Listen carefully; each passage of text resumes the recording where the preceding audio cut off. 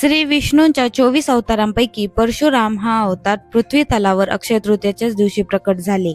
याच दिवशी श्री वेद व्यासांनी महाभारत लेखनास प्रारंभ केला. याच दिवशी पवित्र अशी गंगा नदी स्वर्गातून पृथ्वीवर अवतरली. अक्षय तृतीयेचा हा दिवस पितृपूजनासाठीही प्रसिद्ध आहे. याच दिवशी सुदाम्यानेही श्रीकृष्णाला मुठभर पोह्यांची पुरचुंडी दिली आणि मित्रधर्माला अनुसरून श्रीकृष्णांनी सुद्धा सुदाम्याला त्यांच्या नकळत अपार धनसंपत्ती प्रदान केली. अक्षय तृतीयेलाच अन्नपूर्णा माताचा जन्म झाला आहे.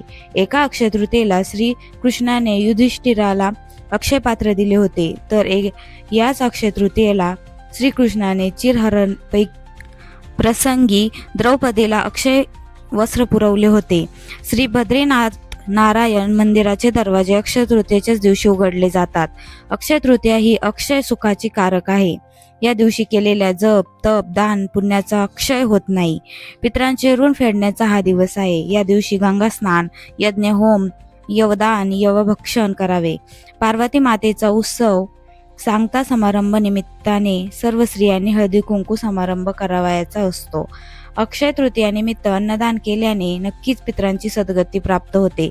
आपण करणारे हे अन्नदान दत्तधामी झाले तर त्याहून दुसरा सोयीस्कर पितरांना मुक्ती मिळण्याचा मार्ग नाही. जगात सर्वश्रेष्ठ दान म्हणजे खऱ्या गरजू भुकेलेल्या उपाशी गरीब व्यक्तीस निरपेक्ष भावनेने मनापासून अन्नदान करणे.